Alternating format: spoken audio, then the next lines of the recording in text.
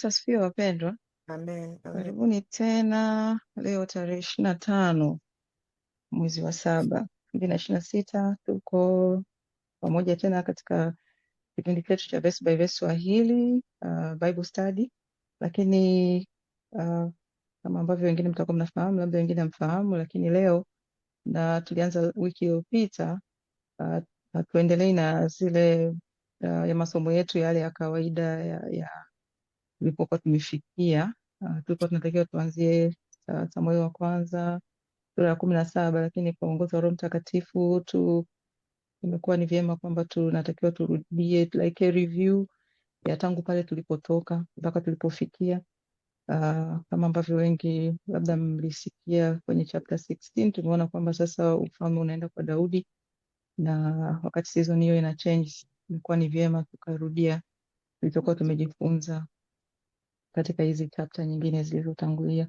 Kwa hiyo wiki iliyopita tulifanya chapter ya kwanza mpaka ya 6, na kwa neema ya Mungu tutaendelea leo. Tutaona jinsi ambavyo Roho Mtakatifu atatuongoza tutaishia wapi. Labda niseme tu kwamba review hii mimi nina moderate.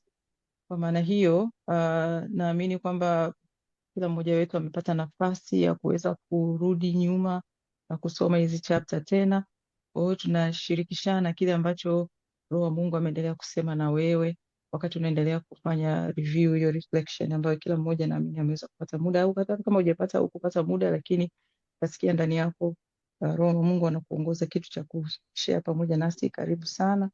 Hakuna jibu lililo like kwamba huyu amesema hili ni cha uongo, hiki ni cha right. Tuko wote pamoja kujifunza na jinsi ambavyo Roho wa Mungu anatuongoza.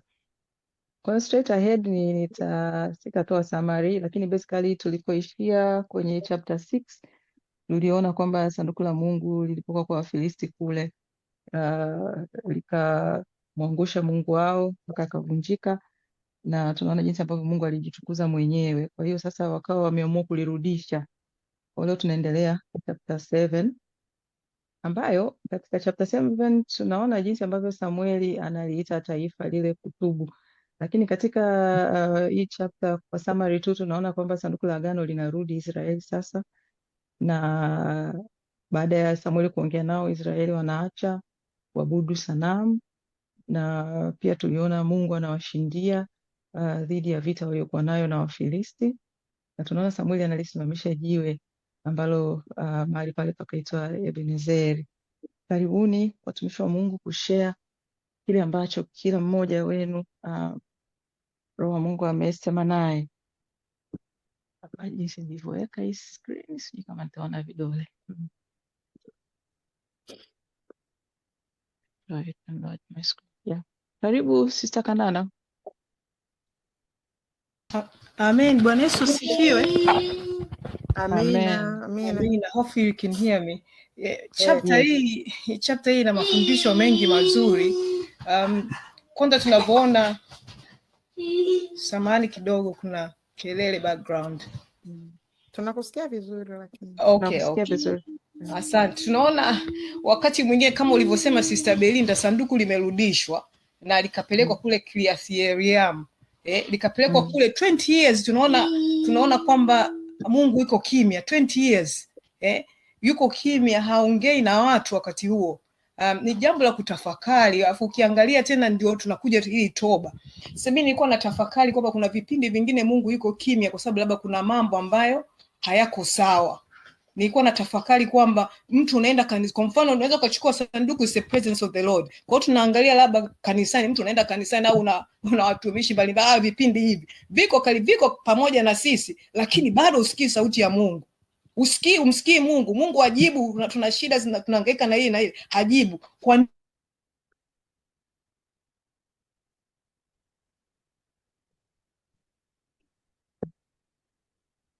Yesu asifiwe. Simsikii Sister Kanana, sijui ni mimi tu. Umepotea. Sister Kanana hatukusikii.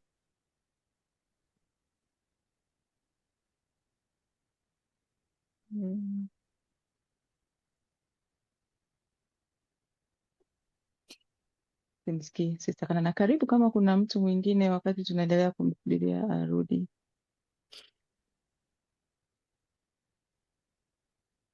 be able to see mkono.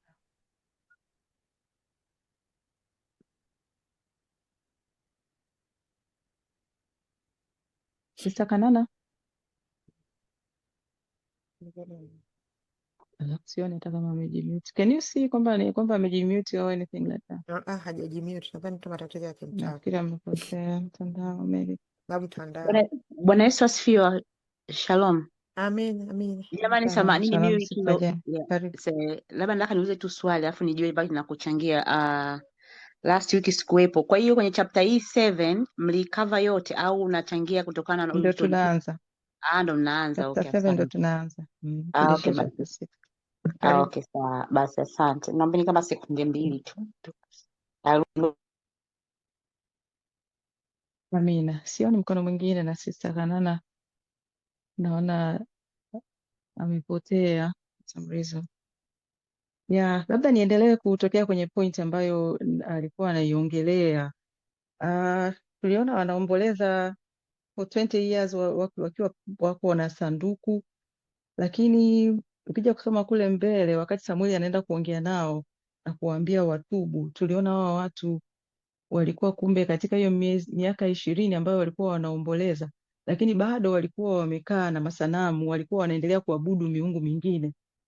Wao walikuwa wanaomboleza, wamekaa pamoja na sanduku la Bwana, lakini walikuwa ndio kama hivyo ambapo alikuwa anasema kwamba kuna makando mengine ambayo mtu anakuwa anaendelea kuishi nayo in the presence of God Almighty, yani yuko na Mungu lakini bado na hivi vitu vingine ambavyo anaendelea navyo. Kwa hawa specifically walikuwa na miungu mingine na walikuwa na masanamu ambayo walikuwa bado wanaendelea kuyaabudu. Kwa hiyo ina maana hata sanduku la agano la Mungu, ule uwepo wa Mungu katikati yao ulikuwa haupati nafasi, niseme Mungu anakuwa sitakanana.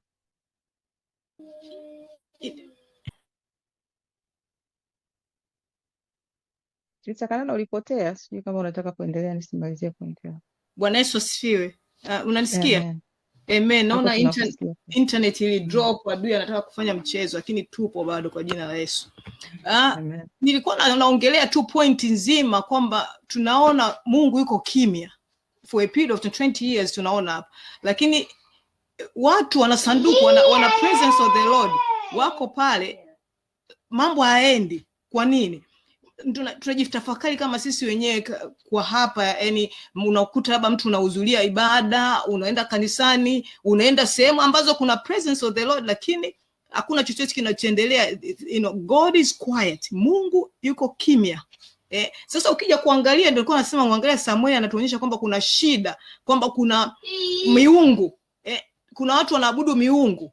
Inaweza ikawa katika familia kuna watu wanaabudu miungu, lakini nyewe mnakazana kuomba, lakini kuna vitu vinatakiwa vivunjwe. Ndio maana unamuona anaambia waachene ama vitu, ndio maana wakayachoma moto. Mungu ni mwaminifu. Nimeangalia hii picha, nikaangalia na picha ya Yesu. Yaani unajua Mungu anamtoaga mtu ili aweze kukomboa watu wake. Mungu ni mwenye upendo sana, kiasi kwamba aliamua Samueli aje kwa wakati huu ili waonyeshe watu kuna shida ambao mnatakiwa mtoke ili muweze kuokolewa. Na unaona katika kuacha ya maovu yote, tunaona ile peace inaingia tena na ushindi unaanza kupatikana katika vita ambao utaona tena mbele wanashinda, kwa sababu walimtegemea Mungu. Nilikuwa tunataka kuelezea jinsi Mungu alivyo mwema. Ukiangalia picha ya Bwana Samueli, anakuja kusaidia watu kuwakomboa, kutoa katika dhambi, waone kuna dhambi ili waweze kumtumikia Mungu wa kweli, waachane na miungu ambayo inasababisha Mungu wa disconnect. Kwa sababu waka nasema point hii, kama unamtumikia Mungu mwingine, Mungu atajidhihirisha vipi? Hata kama kwamba mnasema tunaomba, kwa mfano nyewe katika familia mnaomba jambo kwa Mungu wa kweli, na watu wengine tena katika hiyo familia wanaomba kwa miungu mingine. Sasa ikijibiwa lile jibu, wale wa miungu mingine nao watakuwa wanasema Mungu ametusaidia, yule Mungu wao muongo. Unaona? Kwa hiyo Mungu lazima ajulikane kama yeye Mungu wa kweli. Ndio maana lazima miungu ivunjwe, giza iondolewe, dhambi ziachwe ili watu waokolewe. Amen. Nadhani tutaishia hapo kwa sababu ya kelele pia. Amen. Amen. Barikiwa sana. Amen. Kwa hiyo mimi sitarudi. Amen. Karibu. Bwana Yesu asifiwe. Amen. Karibu Sister Jane. Amen. Samahani jamani, na mimi nataka kuchangia hapa. Kuna juu yetu sisi, hii ilikuwa ni wana wa Israel pamoja na Samueli. Kuna neno hapo nimeliona, wakamwomboleza Bwana. Kumwomboleza Bwana ni toba yenye majuto, umeona na toba yenye majuto ndo njia ya kumrudia Mungu, kwa sababu Mungu ndio mwenye rehema na neema. Sasa katika kumwomboleza Mungu mimi nimekuja hapo, tuliona kama kuna Samueli ambaye alikuwepo pamoja na wana wa Israeli, lakini leo hii niko mimi na wewe, umeona ambapo tumetoka kwenye, na kila siku nasemaga kwenye familia zetu za Kiswahili za Waafrika tuseme, kwa sababu sina experience na Wahindi, najua kuna miungu yao, nitaongelea kwetu sisi hakuna ambaye yuko salama, umeona vizuri, japokuwa kuna wengine wana neema, akaanza kuhesabu vizazi vyao wanaweza kukuta babu yake alikuwa ni askofu alafu baba akaja kuwa mchungaji, lakini the rest wengi tunakuta, kwa sababu wanasemaga vizazi vinakaga miaka 400. Kwa hiyo ukiangalia miaka 400, mtu mmoja ana asili kukaa miaka 100. Kwa hiyo unakuta bado kama Mungu alivyosema, ninamchagua mtu mmoja atakayesimama sehemu iliyobomoka na kulitengeneza boma ambayo ni wewe. Unaona? Kwa hiyo nitaongelea mimi katika swala la toba. Bado kwenye familia zetu hatujavuka, umeona? Bado kuna miungu inatumika huko. Unaposema miungu, tunaweza kukuta tu ni miungu ile, kama unajua kama tumetoka katika ukoo ambao ulikuwa na uchifu, ukoo ambao ulikuwa na uchawi na uganga au mizimu ambayo inaabudiwa, lakini bado kuna shida ya wokovu. Umeelewa vizuri? Kwa hiyo bado unakuta bado hatujakaa sawa. Kwa hiyo naomba tuna sisi tumlilie Mungu katika hii chapter.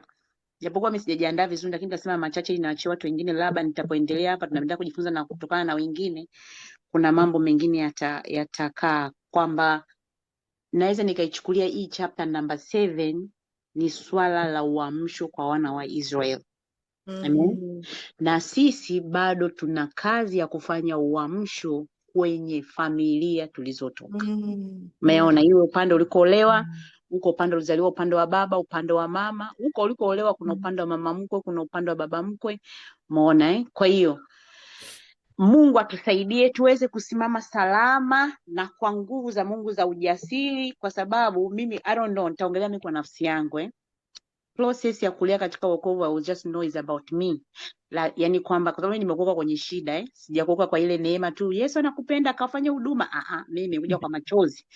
Umeona Kwa hiyo nikajikuta kwamba nalia kumlilia Mungu aweze kunivusha katika pale ninapopita, lakini bado nilivyoendelea katika hatua nyingine akasema hapana, wewe ndo mwenye nyumba. Umeelewa? Nikisema mwenye nyumba, kuna watoto, kuna mume, simama kwa niaba yao. Umeona Kwa hiyo nikatoka katika ile level, nikajikuta sasa ndo unaanza sasa mafundisho yanapopata kuingia kwenye kichwa chako, ndivyo unapoendelea kutambua familia iko kwenye giza. Umeona Na bado unakuwa unajipa tumaini ukimtegemea Mungu, nitaendelea kusimama. Kuna kesho ataokoka mmoja, kuna siku ataokoka mwingine. Kwa hiyo unavyozidi kuokoka katika ndani ya familia, yule aliyeokoka mwingine uliomsaidia na yeye ataokoa mwingine, ndivyo hivyo mtu mmoja akasaidia watu 4 na mwingine akasaidia watu 4, ndivyo nuru inavyosambaa kwenye familia. Mtanisamee kwa sababu hii chapter mimi kwa upande wangu nataka itulenge sana na sisi. Amen. Kwa hiyo nachotaka tu kusema kwamba tunapoongelea chapter hii kuna hichi kitu nimeona uamsho. Umeona na uamsho unavyokujaga, uamsho hujagi hivi hivi. Utakuta kama kuna sehemu palikuwa pamelegea, au kuna sehemu huwa kuna dhambi, hapo kuna sehemu hivyo. Na hiyo alikuwa anasema hapo dada Kanana kwamba utakuta sawa, tunaweza tukaomba toba, maombolezo ni majuto na kuyaacha yale yote, ndipo na uamsho unapofika, lakini bado it is a process kwa mwanadamu. Kwa hiyo tuwe wavumilivu kuanzia sisi wenyewe. Mimi nitajiongelea mimi mwenyewe, hata kama nikiendelea kutoba bado nilikuwa naona kuna zile dhambi tuzingazo. Umeona kama mnakumbuka, na siku moja kuna mtumishi aliletwa hapa akafunua kitabu cha Wafilipi, nikajikuta ni mimi. Sijui umenielewa? Kwa it is a process, hatujakamilika. Umeona kwamba kuna, kwa sababu na I'm so sorry kwa sababu tunakuta, nitakutoa mfano kidogo, mtanisamee kidogo. Kuna vifungo, mimi najaribu kuongelea tu hapa. Naingia huko kwa sababu unaposema uamsho utakuta kuna vitu ambavyo tunaviangalia katika udogo lakini bado vinatuzinga. Tunapopata uamsho ndio tunapoweza kutoka hata katika vile vifungo vilivyosababishwa na uovu, vilivyosababishwa na kutotii, vilivyosababishwa na maumivu ya moyo, vilivyosababishwa na maneno, vilivyosababishwa na vitu vingi sana. Hivi vyote vinaendana na hiyo katika, sitaki niongee sana katika hiyo toba. Basi Kwa hiyo na kingine tena nataka niongelee hapa kwenye swala la yani kuomba maombi ya msaada ambayo Wanaisraeli waliyaomba. Umeona, na mimi kama hapa nilivyoongelea, kuna swala zima ambalo linabeba kwamba kuna msaada, kuna vitu vingine hatuviwezi, na kama hatuviwezi tusikate tamaa. Na kuna mtu mmoja hapa aliongea kwamba Mungu alikaa kimya, lakini sengine Mungu anapokaa kimya yuko kazini, uweze atapindukia wapi? Ndio maana tumeelekezwa kwamba tuombe bila kukoma. Amen. Amen. Yeah, tuendelee kuomba bila kukoma. Na katika mimi nimechukulia mimi sasa hivi in my life, mimi naomba kwenye toba, nikisimama naomba kama sasa hivi tunasema kuomba toba sehemu uliozaliwa, ile uliozaliwa ni mafundisho ambayo tunapewa sasa hivi. Tumeomba yani kila siku for 3 days kwa mzigo, kwamba ile sehemu ina uovu, ile sehemu imekufunga familia yako, ile sehemu. Kwa hiyo tuendelee kuomba, lakini kuna vitu vitakuwa vinafunguka tukisimamia katika zile ahadi Mungu alizozisema. Umeona? Enendeni mkazae na kuongezeka, mkatiishe na kutawala. Swali, unatiisha? Swali, wewe unatawala? Nikisema uzao sio uzao wa kumzaa mtoto, uzao wa uchumi, uzao wa kazi, uzao wa yani kazini kwako, people they have to see the glory on you. Umeona? Vyeo katika kazi, vyote katika vyote pale. Kwa hiyo mimi naomba niishie hapa. Tumeona hapa walipojenga wao wenzetu hilo jiwe la Ebeneza. Umeona ni madhabahu, umeona na sisi Mungu hazidi kutuinua. Wao walipambana physically na adui ambayo ni adui, lakini sisi tuko katika vita yetu ni ya ulimwengu wa roho. Umeona, in spiritual realm ndio vitu vyetu vipo. Na kama nyinyi ambao mnaendelea, sisi hapo tuko watumishi, ulimwengu wako wa roho tukilala ndo tunajuaga. Si ndio? Unaweza kama umempiga yule masi yuka janani kamfanya vile, ndo ushindi uko kule. Umeona, tukija katika damu na nyama hivi, na wewe ulimwengu wako wa roho kuna siku kivurugwa, unajua hapa umevurugwa, leo wameniamkia. Wanavyoniamkia, then you make decision kwamba mimi leo nafunga tatukavu, tunapambana ulimwengu wa roho. Tukikutana tunacheka. Umeona na ni kitu ambacho mimi nataka na mimi share na nyinyi kwangu mimi, yani kwamba I'm very sensitive sasa hivi kwenye ulimwengu wangu wa roho sana. Kuna vitu nimejifunza, nilikuwa tangine nachukia hasira, lakini sasa hivi hasira usipate milango. Najaribu kujitenga kwa sehemu ambazo hazinifurahishi. Mungu amenipa amri ya kumpenda kila mwanadamu, lakini hajanipa mimi amri ya kuwa na mashoga 150 baadaye wakanidondosha na achilia milango for no reason. Mungu hataki sababu. Umenielewa vizuri? Mungu anataka linda moyo wako, mlango usipate kuingia. Kwa hiyo unapolala ukiamka, utajua ndoto niliyoota leo, haya ni maelekezo. Utajua hii ndoto leo nimevuka, ndoto hii mimi nimeongezewa kiwango, ndoto hii nimeletewa taarifa ya mauti, ndoto hii mizimu na uchawi leo viliniinukia kuniangalia, lakini nikavishinda. Hallelujah. Amen. Yani natamani, I'm so sorry jamani, nataka niwapeni hichi kidogo tu, mtanisamee. Kuna kitu kinaitwaga, mimi niko kwenye deliverance, kuna kitu kinaitwaga yani ni walinzi wa familia. Kila mtu ametoka kwenye ukoo wake, si ndio? Kwa sababu tuna uovu wa familia tulikotoka. Kwa hiyo ukajikuta mtu unapotaka kufanya jambo fulani, kuna nyoka na kuinukia. Wengine wanatokea na nyoka wengine wanatokea picha ya uzinzi inatokea Kwa hiyo hizo nakuga au ni walinzi wa hizo za hayo madhabahu. Umeona? Sasa kuna walinzi wengi. Sasa mimi naongelea, mimi kila nitaka kuvuka ninakutana na picha ambayo ya uzinzi. Yaani uzinzi wake ni wa ajabu. Kwa hiyo ukitokea ile picha tu ikitokea, najua mimi sivuki. Umeona? Ile jambo nalolitaka hata sasa unafunga, lakini niliendelea kupambana nalo mpaka nikajikuta sasa zile picha zinakuja, watu wamevaa nguo, picha zinakuja hivi na hivi. Kwa hiyo unakuta ule ushindi rohoni. Ushindi hauanzii mwilini, ushindi unaanzia rohoni. Umeona Kwa hiyo watumishi wa Mungu, tuendelee sana kunyenyekea. Ulimwengu wetu wa roho ndio wenye majibu wa kujua kiwango gani ulipo, ya kujua vita yako unaishindaje, ya kujua unaongezekanaje. Ulimwengu wa roho sio ya maneno ninayoongea mimi, ni wewe mwenyewe utajitambua katika kiwango hicho. Nimeongea hivyo kutokana na huu mlango wa 7 ni swala zima la uamsho kwenye miungu, wametubu, wamefanya maombolezo na Mungu kaonekania. Na sisi tuko kwenye hiyo jani na Mungu tuko naye. Mbarikiwa watumishi wa Mungu. Amen. Amen. Barikiwa sana Sister Jane. Karibu Sister Kanana. Amen. Bwana Yesu asifiwe. Asante Sister Jane kwa mafafanuzi mazuri. Nilikuwa mimi nataka kuliongelea kidogo ili jiwe la Ebeneza. Kwa kawaida mara nyingi tunapoomba tunavunja, tunaharibu, kama hivi unaondoa haya maasherati, unaondoa haya mamiungu. Sasa unajenga nini? Unaona, tunachojenga hapa ni hii kumbukumbu ya jiwe la Ebeneza ambao unasema hata sasa Bwana ametusaidia. Kwa nini wafanye hivyo? Kwa nini waliweke hili jiwe? Umuhimu wa hili jiwe ni kumbukumbu, kwa sababu vizazi vinavyokuja vitaona, kumbe walifanya jambo hili na hili. Ndio maana na sisi tunatakiwa kwenda namna hii, kwa sababu ukimweleza mtu tatizo lilivyokuwepo, ana uwezo mkubwa sasa wa kuweza kupambana na yeye kwenda mbele. Kwa hiyo vizazi vinavyokuja vibaki katika giza, nao vinaona ile nuru, kwa sababu wanaona ile kumbukumbu yamejengwa madhabahu mapya, madhabahu ya Bwana. Kwa hiyo sasa haya madhabahu wanaulizwa swali, kwa nini tumtumikie huyu Bwana? Then kuna story inaletwa kuhusiana na mambo yaliyotokea kabla ya hapo. Unaona? Kwa hiyo watu vizazi vinajengwa sasa kwenda mbele, badala ya kuwa sasa hawako katika uelewa nini kiliendelea. Ni rahisi sana wanadamu. Nilikuwa nasoma kitabu cha Mambo ya Nyakati 2, nadhani sura ya 16. Mfalme Asa alifanya mema, lakini tena baadaye huyu mfalme akajisahau. Akajisahau mpaka kiasi kwamba alikaribisha waganga kuja kumtibu, akasahau yule Mungu ambaye alimpigania wakati kabla ya hapo. Kwa hiyo kuna urahisi wa kusahau vitu. Kwa hiyo tukiwa tunaweka vitu kama hii jiwe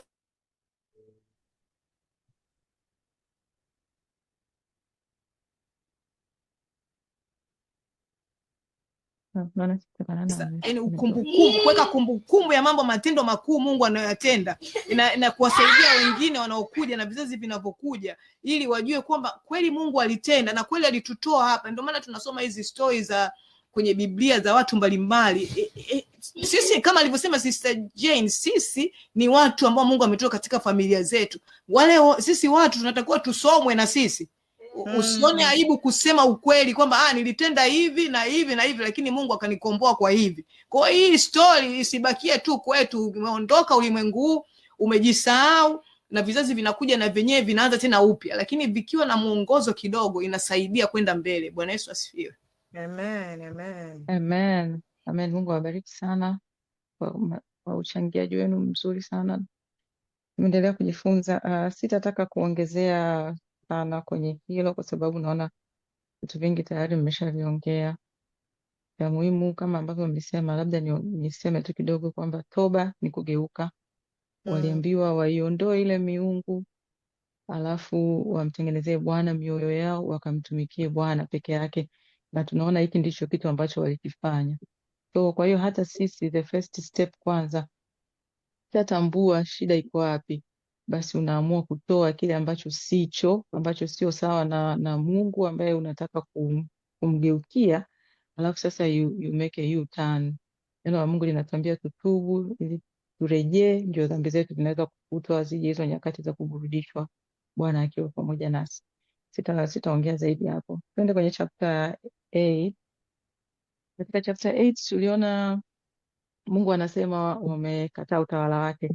Basically walimkataa Mungu kama mfalme, wakataka wawekewe mfalme mwingine. Tukumbuke all this time walikuwa hawajawahi kuwa na mfalme. Yule alikuwa mfalme wa kwanza, na tunamwona Samueli akiwa anaumia sana, lakini Mungu akamwambia asisikitike kwa sababu wamemkataa yeye na sio Samueli. Karibuni kuchangia chapter 8, kile ambacho mmejifunza. Karibu Sister Jane. Hapa naruka mkono wa mara kwanza, sorry. Sorry. Karibu Sister Rebecca. Bwana Yesu asifiwe. Amen. Amen. Chapter hii kwangu mimi kusema ukweli, kwa sababu ilikuwa chapter yangu, bahati mbaya nikasafiri, lakini nilikuwa nimeshajitayarishaga kwa hii chapter, na I think mimi nitatumia tu, unajua kila chapter inakuwa na theme ambayo yani ujumbe muhimu katika ile chapter ilikuwa nini. Katika hii chapter kwangu mimi ujumbe mkubwa ulikuwa katika verse 7, ambapo inamwambia Bwana akamwambia Samueli, isikilize sauti ya watu hawa katika kila neno watakalokuambia, kwa maana hawakukukataa wewe, bali wamenikataa mimi, ili nisiwe mfalme juu yao. Yani hii ndio ina summarize the whole chapter, kwamba ilianzia na tunajua maneno ya mtu yanaanzia na mawazo. Kwa hiyo tuwe waangalifu sana kuangalia kile tunachokiwaza. Kwa hiyo lilianza wazo, wakali entertain, yakawa ni maneno ambayo mwishowe wakakubaliana wote, na inawezekana alianza mtu mmoja tu, Na hata sisi katika sehemu zetu mbalimbali, unaweza kukuta kuna kitu tu mtu mmoja anaanzisha hivi, you all take it. Mwishowe vitu hivyo vile, Mungu anasema mimi kila mnalolisema nalisikia. Kwa hiyo Mungu akalisikia kile ambacho walikuwa wamekisema. Umeona kwamba hakusema hatumtaki Mungu, that was not out of their mouth, but the implication ni kwamba mnamkataa Mungu.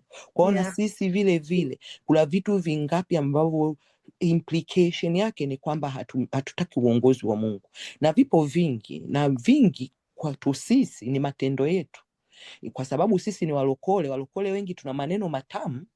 Yani tunajua jinsi ya kusema Bwana nina surrender, I surrender, nanyenyekea, wewe inuka. Lakini kweli unanyenyekea au inatoka mdomoni?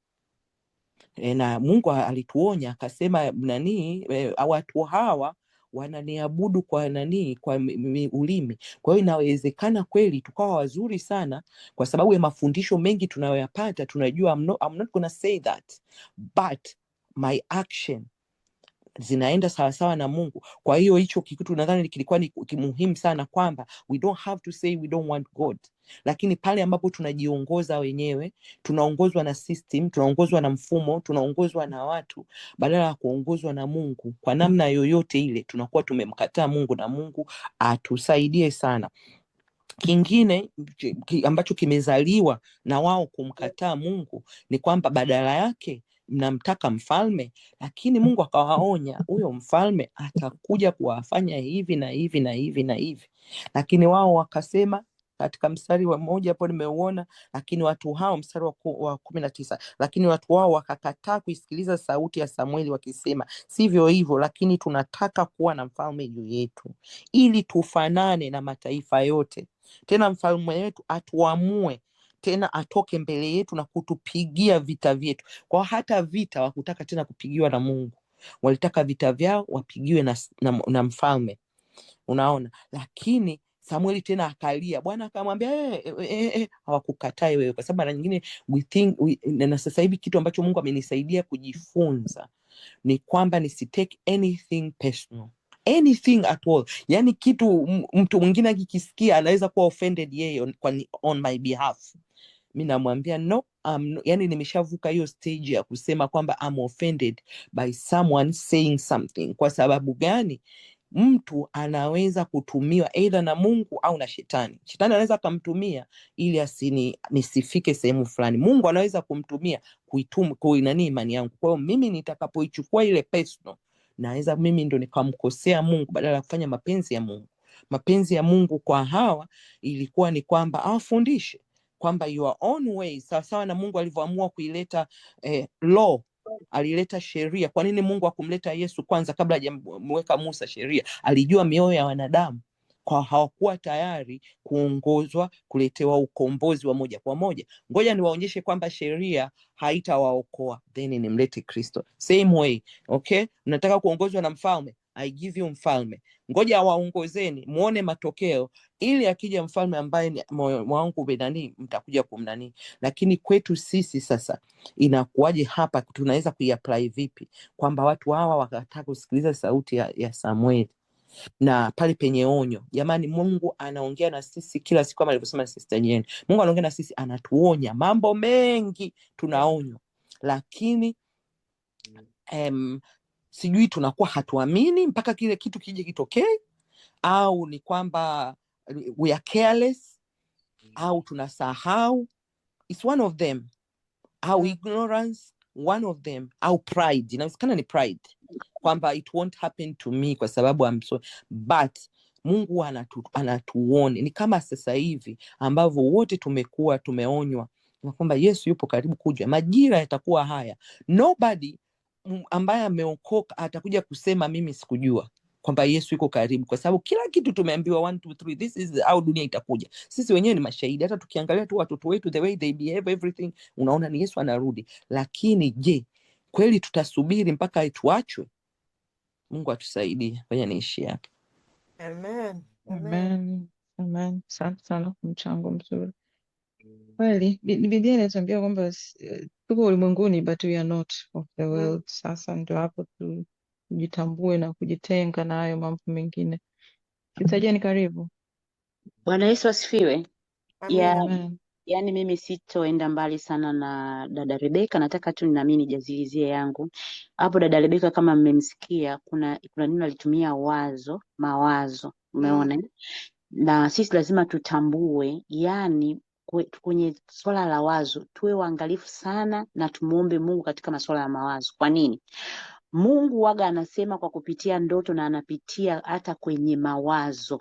Mwenyewe akapitisha wazo lile wazo kilidaka linaenda na neema kwa sababu ni Mungu amelileta. Na kuna muda mwingine sasa wengine wanakuambia hata kama ukiwa unaomba sana utakuta wazo linakuja, lile ni wazo la Mungu, lakini nataka niongelee kwa ujumla wazo. Sasa hata shetani naye anakuja kwa wazo. Hakuna dhambi inayofanywa bila kuanzia kwenye wazo. Umeona? Mimi naongelea kwa sisi sasa. Kwa hapo dada Rebeka ameshaongelea kuanzia wale, lakini kwa sisi wenyewe wazo linavyokuja muda mwingine tulichuje, tupambane nalo hata kwa kumuomba Mungu atusaidie. Mazuri kupitia wazo yanapitia huko na mabaya yote yanapitia kutoka katika mawazo. Mungu atupe neema ya kuweza kuyachuja. Amen. Naongelea swala kubwa la utii katika hii chapter ambapo Samueli kwamba pamoja labda hata aliona kwamba hawa waba wanaenda kinyume, kwamba wamemkataa Mungu, wametaka chaguo lao, lakini yeye alitii kama vile Mungu alivyowaambia. Kwa sababu tunapopita katika process, kuna muda mwingine katika process ya ukuaji katika wokovu, kuna muda unaweza kuwa unapingana na Mungu, unakuja na mawazo yako. Lakini Mungu anakuambia tii kile chochote alichokuambia, hata kama unakiona sio kizuri, lakini aliamua kutii japokuwa alikuwa anaona hapa wanaenda kwenye maangamizi. Amen. Na swala lingine tena mimi nakuja matokeo, yani kwenye swala la kuchagua au matokeo ya kuchagua. Sawa, walichagua kutokana na kufanana katika huko dunia, lakini hii shida ipo hata kwenye kanisa, iko hata kwenye sisi wenyewe. Kwa sababu kuna watu ambao Mungu amewainua, labda ni wataua kwenye kanisa au wataua hata kwenye hichi kipindi hapa tulicho nacho. Umeona, kuna Mungu kila mtu kampa task yake. Lakini unakuta saa nyingine hatuwezi kuchagua wale viongozi kutokana na ile taski Mungu aliowaweka. Kusudi, nikisema taski ni kusudi, si ndio? Ni kama vile nani alisema hivi, nichagulieni, walipofunga kuchagua viongozi, nichagulieni fulani. Alikuwa mzee wa kanisa, kwenye Matendo tulisoma, si ndio Lakini unakuta sisi wanadamu tunaweza kama tusimchague yule ambaye unaona sasa ili kuna kusudi, kwa sababu Mungu sengine anaweza kukuonyesha, lakini ukakuta yani mimi nikimchagua fulani alafu fulani ndo msitoa sadaka au ndo ananibeba sana. Unaona, tunakuwa tunaenda kinyume na Mungu, na kuna baadhi ya vitu tunavifisha kwenye kazi ya Mungu, whether iwe kwenye kanisa leo, whether iwe kwenye VBV. Umeona? Kwa hiyo Mungu unapokuwa unaomba kwa ajili ya kiongozi na Mungu anakuambia huyu, hata kama ndala hii ni nyekundu, ndala ile ni ya blue, mchague. Na yule mtu ambaye labda ana Mercedes Benz na anatoa sadaka zaidi, utajua jinsi ya kudili naye, lakini usiweke kipaumbele kwa ajili ya hivyo ukaacha neema ya Mungu ambayo ameiweka. Amen. Amen. Alafu cha mwisho mimi nataka kumalizia kabisa. Tunaishi kwenye jamii, kuna shinikizo la jamii, si ndio Na unaona kama Samuel kuna shinikizo alilipata kutoka kwa wana wa Israeli. Hata sisi tunaweza kupata shinikizo, lakini lisikutoe kwenye mstari. Umeona Linaweza ikawa gumu, linaweza ikawa zito. Kuna kitu hapo dada Rebeka anasema mimi sasa hivi siko huko, nimevuka. Maana yake tunavuka ili kuingia, maana yake tuko kwenye, tunakuwa tunakwenda katika, Mungu ni wa glory to glory. Ili kuweza kuvuka pale inabidi lazima tujijue tuko wapi. Tuko primary kwenda secondary. Kuenda secondary, kutoka katika ile maumivu ya mwili, tunaukana mwili, ndio tunafika ile nini, tunafika ile secondary. Kwa hiyo tutakutana na shinikizo la kijamii, lakini sisi Mungu tuliye naye ni aliye hai. Nitatoa mfano wangu, samani mimi napenda kujihubiria mimi mwenyewe. Unaweza katika familia umesimama, watakupiga vita, watakuona siyo kitu gani, lakini wewe una Mungu aliye hai, una Kristo ambaye anakushindia vita. Kwa hiyo shinikizo lolote la jamii au la sehemu yoyote lisikutoe kwenye kusudi la Mungu, au kuna kitu chochote popote ulipo unamtumikia Mungu, kuna shinikizo. Hata wapendwa, kuna wengine wanasimamaga na mashinikizo yao, isikutoe kwenye hiyo. Wewe ni mwanadamu, unaumia, lia, lakini kusudi la Mungu liendelee. Mungu ndo ananyanyuaga watu. Naomba niishie hapo. Barikiwe. Amen. Amen. Barikiwa Sister Jane. Karibu Sister Kanana. Amen. Bwana Yesu asifiwe. Amen. Barikiwe Sister Rebecca, Sister Jane. Mimi point yangu ilikuwa zaidi kuhusiana na kutaka kufanana na dunia. Kunaweza kututoa katika mpango mzima. Nadhani ameiongelea kidogo Sister Jane.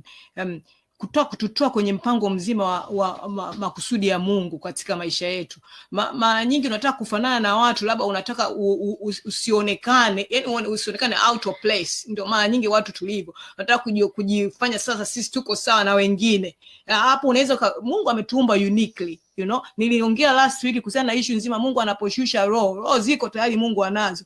Anaposhusha roho ili ije ulimwenguni, tayari ana makusudi, tayari ameshaandika picha nzima yule mtu atakuja kufanya nini. Sasa wewe ukitaka kufanana na mtu mwingine, unaondoka katika ule utaratibu Mungu aliyokupangia. Wewe ni unique. Kila mtu ana nani yake maalum. Tuangalie sana kutaka kufanana kama hao wana zetu, unaona wataka kufanana na wawe na mfalme, wafanane na taifa mengine. Ndio walikuwa wanaona labda mataifa mengine yanaendelea kwa kiwango fulani, lakini sisi tumeumbwa uniquely na kila mtu ana makusudi, na ile makusudi lazima yatendeke. Kwa hiyo tuwe waangalifu sana kutaka kufanana. Mambo mengi tukijiangalia kama kanisani, inaweza ikawa mfano tu, makanisani yanabadilishwa yanakuwa kama vitu vya dunia ulimwengu huu. Sasa yule mtu ambaye ambaye anamtafuta Mungu akiangalia aoni tofauti. Sasa si yale tu bwana. Kuna tofauti gani?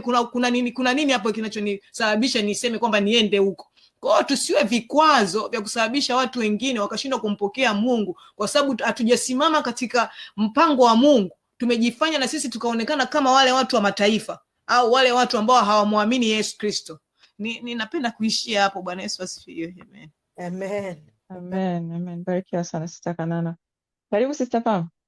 Asante. Sitaongea sana, nilikuwa tunaunganisha hapa kwa Sister Jane. Nimependa sana alivyoongea kuhusu wazo linajenga.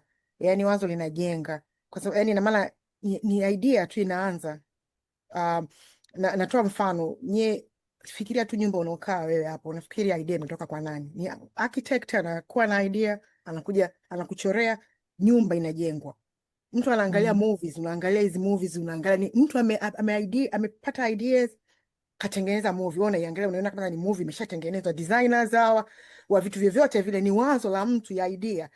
Kwa wazo, what I'm trying to say, wazo linaenda kujenga kitu. Kwa hiyo jiulize, kabla wazo ile wazo ulilopata umelipokea limeenda kujenga kitu, je, lilitoka kwa Mungu au limetoka kwa shetani? Kwa sababu either popote lilipotoka linajenga. Imagine kama wazo lilikuwa idea ya shetani, umeenda umejenga, kuna msingi, kuna umepandisha nyumba, imejenga, imeshakomaa, sasa imekuwa. Kwa hiyo ni kumuomba sana Mungu atusaidie, aturehemu, kwa sababu kama umeshajenga nikachadui, ina maana uanza sasa kubomoa misingi ambacho umeshajenga, na ilikuwa ni wazo tu. Imagine ni wazo. Kwa hiyo it's very important kuombea mawazo yetu, kwamba hii idea Mungu imetoka kwa Mungu, Holy Spirit ni wewe kweli umenipa hii idea, au kwa sababu inaweza kaonekana kizuri machoni kwako, inaweza kaonekana machoni mwa mwanadamu kizuri, unaweza kuona business idea nzuri sana, lakini hiyo idea ilikuwa ni ya Mungu kweli, imetoka kwa Roho Mtakatifu, na ukaenda ukaijenga. Imagine ni business umeijenga, ndio utakuta mtu anafikia katikati business inakufa, au kazi unasema unakuwa na idea, mimi nataka nifanye kazi hii. Je, kweli ni Mungu amekupa hilo wazo? Kwa hiyo narudi tu nyuma kwenye wazo linajenga, lakini to make sure tuende kwenye lijengwe kutoka kwa msingi wa Mungu. Yaani Roho Mtakatifu ndo atupe, yani upokee hiyo idea, kwa sababu atakupa ndoto, atakupa maono. Unaona, lakini sasa maono make sure yani tujue to discern kwamba haya maono yametoka kwa Holy Spirit. Amen. Hata timing pia unaweza ukapewa, lakini kumbe sio cha sasa hivi. Exactly. Yes. Amen. Karibu Sister Jane, ni mkono mwingine. Yes. Yani hii nataka tu kusisitiza, tumeshaiongea, lakini naona tu nimeguswa nirudie kidogo, kwa sababu ukiangalia huo mstari wa 11 anasema huyo mfalme jinsi atakapokuja kuyatenda, yani atakapokuja hivyo, wa 12, wa 13, 14, wote jinsi gani atavovuruga, si ndio? Atavofanya toza ushuru, mabinti zote atapokuwa nini. Hii hapa kwa sisi wapendwa tuwe na, yani bado narudia pale pale kwenye kuomba, kwenye unapochagua kitu tuchague kweli, kwa sababu unakuta naongelea kwa sababu ni vitu ambavyo vinaishi. kuna magrupu ya maombi yamekufa kwa ajili ya kuweka kitu fulani ambacho hakiko sahihi. Labda utakuta labda kiongozi au vipi anakuwa na ajenda binafsi. Unapomtumikia Mungu usiwe na yani ajenda binafsi. Yes. Usiwe kwa ajili because fulani ni rafiki yangu, ni ndugu yangu. No. Yes. Mungu anasemaje kwenye huyo mtu? Ndio maana utakuta kwamba mtu anaomba mpaka Mungu ampe mtu sahihi. Magrupu mengi yamekufa ya maombi, mkusanyiko wa watu wengi umekufa, na kuna makanisa mengine mpaka yamedondoka. Mambo kama haya. Umeona Kwa hiyo Mungu atusaidie, kwa sababu Mungu alikuwa na mtu wake, lakini binadamu wakataka mtu wao ambao anafanana na mtu mwingine. Kwa hiyo sisi inaweza isiwe kwamba tunamfananisha na mtu fulani, lakini kwa matakwa yetu na mapendekezo ya macho yetu. Umeona Kwa sababu tunapoona kwa macho tunatamani. Kwa hiyo mimi nataka kusitiza hapo, kwa sababu nimeona kuna vingi vinakufa. Ufalme wa Mungu hauko kwa ajili ya kufa, uko kwa ajili ya kukuza na kueneza. Naomba niishie hapo. Barikiwe. Amen. Amen. Dumu milele na milele. Amina. Amen. Amina. Amina. Controlling this thing. I'm trying to get this thing out of my way. Yeah. Amina. Well, asanteni sana wapendwa kwa michango yenu mizuri. Tunaendelea kujifunza. Na tamani kama nisiongeze kitu chochote sana. Mambo mengi nimeshayaongelea ili tuweze kuendelea mbele. Nitaka tu kuongezea kitu kimoja, ya kwamba katika yote tunaona kitu kingine ambacho kilinigusa sana ni jinsi ambavyo Samueli alikuwa anawaambia kwamba pamoja na kwamba mmekosea, lakini yani tunataka kuwa na mfalme juu yetu ili tufanane na mataifa tena mengine. Mfalme atuamue, atoke mbele yetu na kupigania vita. Lakini Mungu anatuambia nini? Kwamba tunapokuwa tumekataa, tunakuwa tumemkataa yeye. Tunapokuwa tumemkataa yeye, na yeye anatukataa sisi. Kwa hiyo some of the consequences that we will see in our lives ni kwa sababu tumeisahau sheria ya Mungu. Nazungumza kutokea kwenye Hosea 4:6. Ile pati ya pili, ukiachana na ile tunaangamia kwa kukosa maarifa, kwa sababu maarifa mengine ambayo Mungu anaendelea kutupatia yanapitia kwenye neno lake, yanaweza akapitia kwa watu ambao Mungu anaongea na sisi kupitia watu hao. Tunapokuwa tumemkataa, sasa ndio hizi consequences nyingine ambazo zinakuja, na sio zinaishia tu kwetu, zinafika mpaka kwa anasema atawasahau mpaka watoto wetu. Kwa hiyo kumbe cha muhimu ni kuweza kutambua na kugeuka, yani tunarudi tena kule kwenye toba. Yes, tunatambua yote haya, lakini kumbe tunaporudi kwenye toba, ina maana sasa you go back to God, unaenda kuanza upya tena. Hata kama ulikuwa umepotea huku kusikia huku kufanyaje, yani the best thing is to always go back to God, ask for mercy, kwa sababu rehema zake ni mpya kila siku asubuhi. Yani sio kwamba anatuchoka kwamba umekosea kila siku, no, bado anaendelea kutusubiria tuendelee kusogea na kuendelea kuomba msamaha, na yuko tayari, unlike wanadamu ambao wanaweza wakatoka. Tukumbuke kwamba let's just go back. And yeah, I think we can do one more. 1 Samuel chapter 9, tuliona Mungu anawapa Israeli mfalme wao wa kwanza.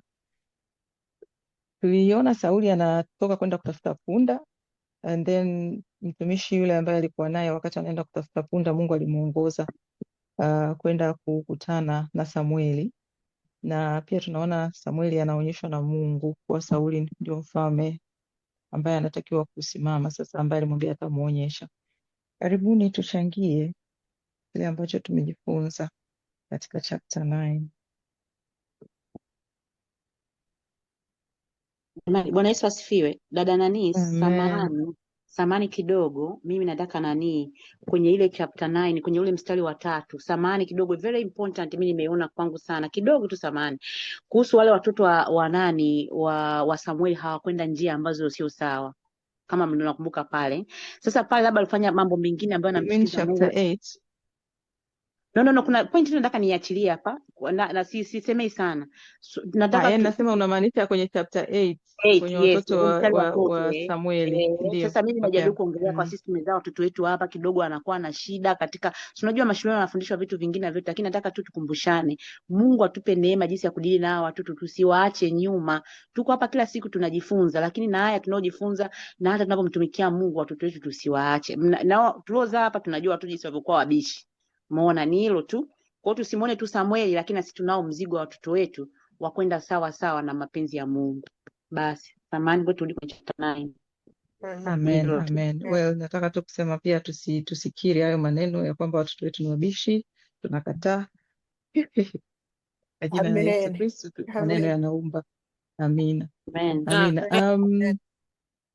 Karibu iPhone, sijajua ni nani. Asifiwe, ni Ima. Ima. Ima, karibu Stein. Asante moderator. Nilikuwa tunataka nichangie kidogo, nilifikiri sitakuwepo alafu nikawepo alafu sikuwepo. But anyway, hii chapter pia nilipata neema ya kuongoza. Kwa hiyo nilikuwa tunataka nishare vitu vichache ambavyo vilikuwa vimestand out kutoka kwenye hii Samueli wa kwanza 9. Nafikiri kama Sister Rebecca alivyosema kwamba I think the main theme katika hii chapter ilikuwa ni kwamba Mungu huongoza hatua za watu wake ili kutimiza kusudi lake.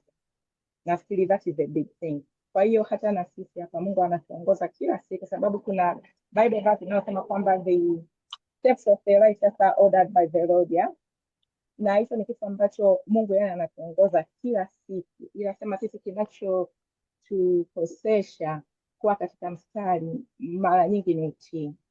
Yeah? Kwa hiyo katika vitu kama vitatu vinne hivi ambavyo vilikuwa vimestand out ni kwamba Mungu huongoza maisha yetu hata sisi wenyewe bila kujua, kwa sababu tunaona kwamba Sauli alipotumiwa alikuwa ameondoka tu alikubali kwenda kutafuta punda wa baba yake, lakini huku nyuma tunajua kwamba Mungu tayari alikuwa amekwisha ongea na Samueli kwamba by this day tomorrow mtu atakuja. Kwa hiyo ilikuwa kila kitu kilikuwa kimekwisha ongozwa. Kwa hiyo cha muhimu sisi tunatakiwa tukae katika utii tunapokuwa tunasikia sauti ya Mungu anavyotuongoza na kuomba kila siku kwamba Mungu, naomba you lead us Lord.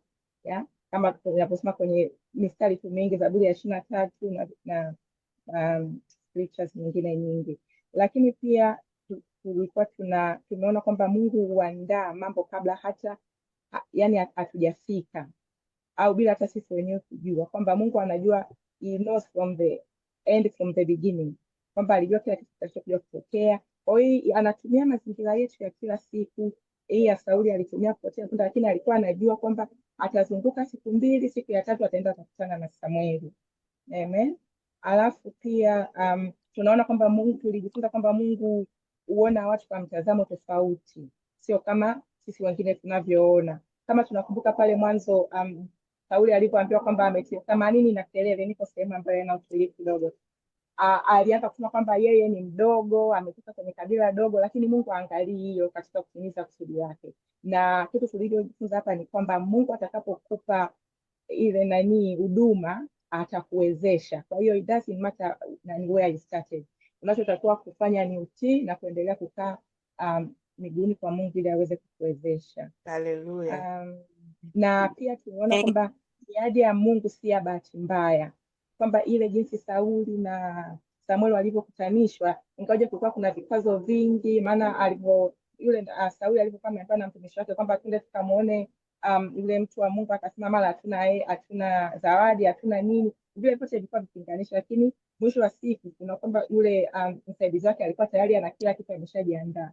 Kwa hiyo hii yote inatufundisha sisi kwamba yani Mungu ana orchestrate kila kitu. Tunachotakiwa kufanya sisi ni kuomba na kutii. Nafikiri simu ilikuwa ni hiyo tu kwa haraka, na utii ufungua mlango wa baraka. Yes. Yeah? Kwa sababu kama Sauli asingekubali, angesema mimi ni mtoto wa mtu mkubwa, mtu wa tajiri, watume tu wafanya kazi, ange lose chance ya kwenda kukutana na Samueli.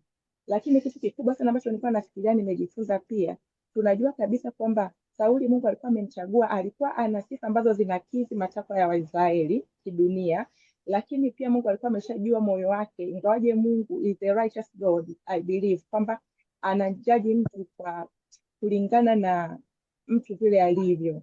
Yeah? Yani kwa kusema kwamba tunajua kabisa kwamba Mungu alishawaona kwamba mtu atakaye kuja hata kuwa mtu sahihi na hata waongoza kama vile ambavyo kiongoza anatakiwa aongoze, lakini alitumika kama chombo kutimiza lile kusudi la Mungu. Kwa hiyo nikawa nimeogopa sana, nikasema ni sala ambazo tutakuwa tu tunaomba kwamba tuombe Mungu aweze kututumia sisi kama vyombo, lakini atutumie kwa mazuri, sio kama tusije tukatumika kwenye kurepresent kitu kibaya. Kwa hiyo hii tu ni mafundisho machache ambayo nilikuwa nimekumbuka kutoka hii chapter. Asanteni, karibuni. Amen. Amen. Amen. Amen. Asante sana Sister Ima, Mungu akubariki. Sister Rebecca, karibu. Amen. Bwana Yesu asifiwe. Amen. Amen. Amen. So kwangu mimi kitu ambacho nimekiona ni wale wafanyakazi ambao nimewaona wamefanya the same thing kama yule mtumishi wa Aman. Naaman, yes. Kwa nini kila siku nachanganyaga Aman na Naaman? Walivyomwambia wakasema, kitazama katika mji huu mna mtu wa Mungu. Mara nyingi tunaweza kuwa na watu katika maisha yetu ambao wanaonekana ni smaller than us, wanaonekana hawana wisdom kuliko sisi, wanaonekana ni watumwa wetu. Hao walikuwa ni watumwa wa Sauli, lakini ndio watu ambao walimuelekeza kwenda kwa mtu wa Mungu. Tutakuwa tuheshimu kila mtu katika maisha yetu. Mungu anatumia watu, Mungu anatumia vitu. Nadhani leo kuna kitu Mungu alinifunulia. Kuna kitu ambacho namuomba Mungu sasa hivi, lakini wakati nataka kama kuomba kwa kulalamika, nikagundua kwamba hata hivyo vitu ambavyo vinanisumbua ni watumishi wa Bwana. Yani tatizo lilonalo linamtumikia Mungu. Angalia jinsi ambavyo Sauli kupoteza mpunda pameweza kumwelekeza kumfanya kuwa mfalme. Kwa hata sisi unaweza kukuta kuna tatizo unaliona hivi limesimama, unasema hili tatizo Mungu liondoe, lakini Mungu kwa huruma na rehema, kwa sababu anajua mwanzo kuanzia mwisho, anajua hili ndio litakalo kutoa. Kwa hiyo unaweza kukuta ni kitu, ni tatizo, ni situation, watu ambao wanakutrouble so much, they trouble you, lakini wale watu wamewekwa pale ili uende mbele. Angalia Bwana Yesu, bila Yuda angeendaje msalabani? Yuda ndo aliyemsaliti. Kwa hata tunapopata usaliti, lakini cha muhimu ni kwamba tuheshimu watu kwa kazi yao, ili mradi wale watu wanafanya mapenzi ya Mungu. Amesema Sister Ima hapo kwamba tumuombe Mungu sisi tusitumike kwa ubaya. Ni kweli, lakini Mungu anaweza akatumia watu na vitu vikaonekana ni vibaya kwa machoni kwetu, lakini vinatimiza kusudi la Mungu. Let it be. Mungu awabariki. Amen. Amen. Powerful. Tafahamu, ulikuwa na mkono. Tafahamu, ulikuwa nataka kuongea au nimekosea kuongea? Hapana. I think I was clapping. Mimi hapa Bwana Yesu asifiwe. Amen. Karibu sana. Mimi kwenye hapa jamani, kuna kitu nimekiona. Dada Ima ameongea, lakini mimi naomba tu nikisisitizie, kuna vitu vinakujaga visababishi, lakini visababishi vingine vinakujaga kwa kuuma. Hata kwa muda mwingine hatumwangaliagi Mungu. Mimi siongelee kwa upande wa huyu ambaye anataka kutanishwa, naongelea visababishi. Kwa mfano, let's say nilipita mimi kwenye machozi, lakini Mungu alikuwa anataka kwamba kesho yangu nikae na kujadili mambo ya Mungu na kunitoa duniani, lakini kwenye kile kisababisha hicho kitumia kinakuwa kinauma. Kwa hiyo vyote tuvipokee. Mungu anapotaka kutoa kitu chake tukubaliane, sio vyote vitakuja kwa furaha, vingine vinauma, lakini Mungu atupe nguvu kuweza kushinda na kuviweza. Na swala la pili hapo kwa dada Ima alipoongelea swala la utii, ni jambo jema, lakini baadaye ukiangalia usipotii, unajua kuna mambo mengine sisi tunaweza kuona mizimu, uchawi na uganga sio na vitu gani vinatutesa, lakini unakuta vingine tunateswa kutotii. Umeona kwa sababu ukiangalia kwenye Biblia asiyetii kafananishwa sio kama na mchawi na kitu gani. Kwa hiyo na Mungu atusaidie kwamba tusione tu kwenye kutii kuna baraka, lakini tukumbuke kwamba kutotii nacho ni kifungo cha maisha yako. Kuna mambo unayapitia magumu na mazito kutotii. Ni hilo tu. Mbarikiwe na Bwana. Amen. Na kukutii kunaendana kuwa msikivu katika maelekezo. Unajua Mungu waga hakuna jambo linatokea bila, kwa sababu Mungu anafanyaga vitu kwa wanaomwamini na watu wasiomwamini wote anawapaga maelekezo au anapaga ujumbe, lakini tunashindwa hapo. Kipindi chao cha kina VBV ndo nawasikiliza. na mtu ana Barikiwa mute watumishi wa mwingine na Mungu. amen. Amen. Asante. Asante Sister Jane. Yeah, labda tu maana katika kutii mpaka utii inabidi wewe umesikia, ndo hapo Mungu atusaidie, kwa maana otherwise ndio you miss sasa.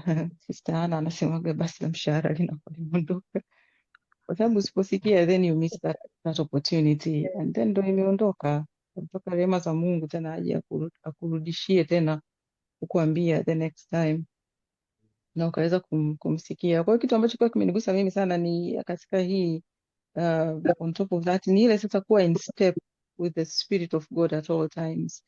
Yaani ukiangalia jinsi ambavyo Mungu alikuwa anamuelekeza Samueli kuhusu huyu Sauli atakuwaje, aliongea naye a day before, akamwambia siku ambayo atakutana na huyo mtu, akamwambia na wakati, alimwambia wakati kama huyu, na alimwambia huyu mtu atatokea wapi. Kwa hiyo alikuwa amempa all the details kwamba hawezi kummiss. Lakini sasa je, unasikia? Maana tulivyokuja kuona kama kule kwenye Daudi asingesikia, pia alikuwa anataka kuchagua mtu mwingine. Kwa hiyo Mungu atusaidie to be in sync with him, yani muda wote, ili tusipotee katika kusikia alafu tukashindwa kujua tunatakiwa kutii vipi. Sitaiongelea hii kwa sababu najua watu wameshaelezea sana. In the interest of time, kuna kitu ambacho Mungu alikuwa amesema na mimi sana kuweza kushare. Naomba niongee hicho, alafu tutaendelea na chapters zilizobakia kuanzia ya 10 next week. Kuna kitu ambacho Roho Mungu alikuwa ananiongelesha sana jana. Katika sisi ambao tumeajiriwa, especially tulioajiriwa na labda watu ambao wanafanya mambo yao wenyewe lakini wanataka grow, kuna kitu huwa kinafanyika kwa wale wafanyakazi. Oftentimes wengine ni kila mwaka, maybe once, wengine wanajigawanyia, maybe labda kila quarter, wengine wanafanya actually kila wiki. Unakuwa unaandika ni vitu gani ambavyo labda mlikuwa mmekubaliana mtavifanya katika kipindi fulani, na ulikuwa labda umeomba resources kwa ajili ya 1, 2, 3 ambazo ulitaka uzipate ili uweze kufanya hiyo kazi, na kuna vitu ambavyo vinatakiwa vionekane vimefanyika ili kuweza kusema kweli hiyo kazi ilifanyika. Kwa hiyo hii process ambayo inaitwa ni appraisal, au wengine wanaita performance review, ni kitu ambacho mtu anakuwa anakaa pamoja na mtu aliye juu yake kikazi, who do you report to, ambao sasa mnapitia kuangalia your performance, kwamba sawa, tulikubaliana tutafanya hiki, je, leo tumeshafikia ule muda ambao tulikuwa tumekubaliana? Kitu gani kimeshafanyika, kitu gani hakijafanyika, kwa nini hakijafanyika, how can we improve ili kuhakikisha next time tunafanya na ikaweza kufanyika on time au kufanyika vizuri zaidi, ambayo sasa hiyo inasaidia kufanya kitu mnachokifanyia kazi kuweza kugrow. Sasa what the Spirit of God was telling me ni kwamba sisi pia kama watoto wake tunatakiwa kuwa tunajifanyia tathmini binafsi, kwa sababu tunasoma neno la Mungu. Yes, sasa hivi tuko tuna reflect from chapter 7, tutaendelea mpaka 16 kabla tujaendelea na 17. The whole idea ya kufanya hivi kama ambavyo wengi tumekuwa tukichangia kwamba sawa, huyu alifanya hiki, tunajifunza kutokana na kile ambacho tumekiona kutokana na wenzetu walichokuwa wanakifanya, au vingine tunajifunza kutokana na experience yetu sisi wenyewe, tukijiuliza kwa nini hiki kilitokea, kwa nini huyu mtu alifanya hivi, kwa nini alichukua maamuzi haya, kwa nini matendo yake yalikuwa haya, na tunapata the whole experience ya kitu gani ambacho watu walikuwa wanakifanya as we read from the Bible. Lakini pia tunaona kwa Mungu alifanya nini baada ya hapo, au alisema nini kutokana na kile kitu ambacho mtu alifanya, and then tunarudi kwetu kwamba sasa mimi najifunza nini kwenye hiki, mimi kama Belinda najifunza nini kwenye jambo hili, na linamaanisha nini hasa, kuna kitu gani natakiwa kubadilika, labda kuna kitu gani natakiwa nikifanye kwa tofauti, lengo likiwa ni kutaka kutoka kwenye ile hatua niliyopo kuelekea kwenye hatua nyingine, kwa sababu Mungu anatuambia tunakuwa kutoka katika imani hata imani, from glory to glory. Lakini sasa kama hatuchukulii tunachokisoma, tunachojifunza, alafu tukakifanyia kazi. Napenda jinsi ambavyo wengi wenu mnakuwa mnachangia kwamba kwa hiyo sasa kwetu sisi inamaanisha nini, sisi tunafanya hivi, mimi nilikutana na hiki nikafanya hivi baada ya hapo. Kwa hiyo unakuwa unajiwekea mkakati wa kwamba okay, niko sehemu hii na nimeona kutokana na neno la Mungu kumbe natakiwa kuwa naishi namna hii. Je, what do I need to do ili sasa niweze kufanya hiki? Nimekwama wapi mpaka dakika hii? Natakiwa nifanye nini ili niweze kuvuka kutoka hapa niweze kwenda kwenye hatua nyingine? Kwa sababu Mungu anataka tukue. Kuna hii niliona huyu mtu anaitwa Driscoll ambaye alikuwa ametengeneza hiki kitu cha kujifanyia like tathmini, like a reflection, ambayo nimeiona iko very simple as compared to nyingine ambazo ziko complicated. Ni basically unasema so what is happening, ukishakiona unajiuliza tu another question, so what, kutokana na kile nilichokiona kinamaanisha nini sasa hiki nilichokiona, and then now what am I supposed to do, now what, ambayo sasa hiki kinakusaidia kujua nichukue hatua gani. Yani tusiwe tu tunasoma alafu tunaishia hapo. As we go, pia tunavyoendelea kusoma Biblia, ina maana tunatakiwa kuwa watendaji wa neno kama ambavyo tunaambiwa kwenye Yakobo kwamba tuwe watendaji wa neno, sio wasikiaji tu. Na upenda mfano ambao Yakobo aliutumia, kwa sababu especially kwa mfano kwetu sisi wakina mama, once umesogea mbele ya kioo ukajiangalia ukaona kuna kitu fulani hakiko sawa, yani huwezi kutoka hapo kabla hujatekea kile kitu, alafu let's say unatoka sijui unaenda wapi, hata kama sometimes utoki nje just kwa sababu unataka ukae vizuri tu, utahakikisha umetekea kile kitu, kama ni nywele, kama sijui makeup mtu alikuwa amepaka, au nitoe tu mfano wa kwamba sijui ni matongotongo, yani yeah, you see tongotongo utataka ulitoe kwanza kabla hujatoka, ukanawe kama ulikuwa unaenda kuoga, yani you'll do something, hautabaki kama vile vile ulivyokuwa wakati umeshaliona lile kwamba hapa hili ni tatizo ambalo unajijua kabisa natakiwa nilifanyie kitu fulani. Na mfano huu ndio ambao Yakobo aliutoa, kwa sababu anasema katika mstari wa 23 katika Yakobo 1, kwa sababu mtu akiwa ni msikiaji wa neno tu wala sio mtendaji, mtu huyo ni kama mtu anayejiangalia uso wake katika kioo, maana ujiangalia kisha uenda zake, mara akasahau jinsi alivyo. Mstari wa 25 anasema lakini aliyetazama sheria kamilifu iliyo ya uhuru na kukaa humo kwenye hiyo sheria kamilifu, asiwe msikiaji msahaulifu, awe mtendaji wa hiyo kazi, huyo ndo anakuwa katika heri katika kutenda kwake. Kwa basi katika haya yote ambayo yani tuko sasa hivi tunafanya reflection, kwa sababu it is useless kama we are just hearing and hearing. Najua siku hizi watumishi ni wengi, tuna access kusikiliza watu wengi, lakini what does that mean for me? Kwa sababu kama si take time ya kukaa nika reflect, alafu nikaona ni nini natakiwa kufanyia nikitendee kazi, ina maana tunakuwa kama ndio yetu tumekuja, yani kwamba tu okay, tunakutana kama vile tuko kijiweni kwamba Jumamosi saa 10 tuna kijiwe chetu, lakini katika kijiwe chetu hiki sisi badala ya kuwa tuna discuss tu mambo ya kawaida labda mengine, sisi tuna discuss Biblia, alafu tunaacha kila kitu kile pale and then tunaendelea na life as usual, wakati kumbe Biblia hii Mungu anatuma neno lake ili liweze sasa kutuonyesha na kututoa pale ambako kuna giza, tupate nuru. Sasa hiyo nuru ikalete transformation kwenye maisha yetu, ili sasa tuweze kubadilika, tusibakie kama tulivyokuwa. Otherwise tutakuwa tunafanya sijui ndo mark times ile, unakuwa unapiga hapo hapo kushoto kulia, but you are not moving anywhere. Na cha kushukuru ni kwamba Mungu alishatupatia Roho wake Mtakatifu. Hicho ndio kitu tunatakiwa tukumbuke, kwamba Roho Mtakatifu yuko tayari kutusaidia. Bwana Yesu alishatuambia yeye atamuomba Baba. Of course alisema tukimpenda na kuzishika amri zake, yeye atamuomba Baba, atatupatia msaidizi. Huyu msaidizi yuko tayari kutusaidia unconditionally, yani ni sisi kuwa tayari kusema Roho wa Mungu, naomba nisaidie katika 1 2 3. Sasa basi tujitahidi ili unapokuwa unasoma neno, okay, nimesoma, huyu dada hapa anasoma Philippians 4:6-7, amesoma do not be anxious. Okay, what does this verse mean to me? Akaweka anachokielezea hapo jinsi alivyolielewa leo, akaona okay, Sasa hivi ndivyo nilivyoelewa. Leo hii ninaweza nikaliapply vipi neno hili kwenye maisha yangu? This was just an example. Lakini tunasoma maneno ya Mungu humu kila siku, basi tuya personalize, tuyafanye yawe ya kwetu, tuangalie Mungu anataka tufanye nini, alafu let's take that one step at a time katika kutaka kubadilika na kufanana na yeye zaidi na zaidi kama ambavyo neno lake linataka. Nafikiri niishie hapo kwa leo, and then neema ya Mungu tutaendelea next week. Mungu atubariki sana wote.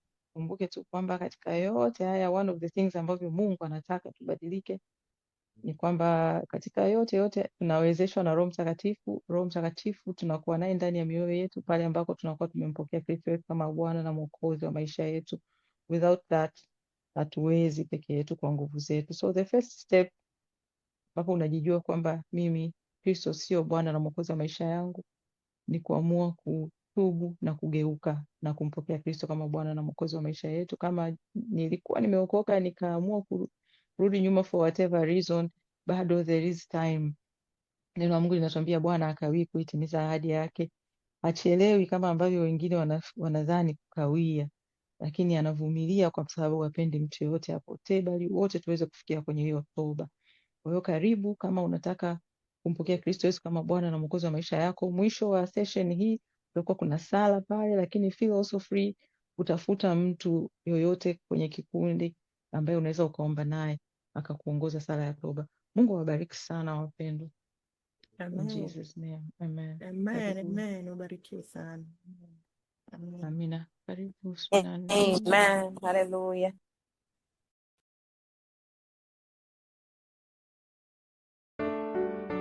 Asante sana kwa kushiriki katika kujifunza neno la Mungu. Mpendwa, kama utapenda kumpokea Yesu awe Bwana na Mwokozi wa maisha yako, na kukaribisha uombe sala ifuatayo. Baba wa mbinguni, asante kwa upendo wako na rehema zako, na kujia katika jina la Yesu Kristo. Nakiri kuwa mimi ni mwenye dhambi na naomba msamaha wako. Ninaamini kuwa Yesu Kristo alikufa kwa ajili ya dhambi zangu na akafufuka ili nipate uzima wa milele. Namkubali Yesu Kristo kuwa Bwana na Mwokozi wa maisha yangu. Ingia moyoni mwangu na unifanye upya. Nisaidie kufuate siku zote za maisha yangu. Asante kwa kunipa wokovu kwa neema. Amina.